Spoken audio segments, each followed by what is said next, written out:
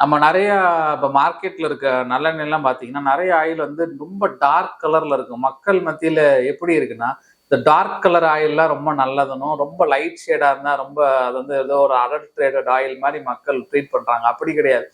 ரொம்ப என்ன டார்க் ஆகுறதுக்கு காரணம் என்ன அப்படின்னு பார்த்தீங்கன்னா, அதோட ஈரத்தன்மை, அதாவது மாய்ஸ்சர் கண்டென்ட் அந்த எல்ல கூட இருந்தால் அந்த எண்ணெய் வந்து ரொம்ப கருப்பா சிகப்பா அந்த மாதிரி வரும்.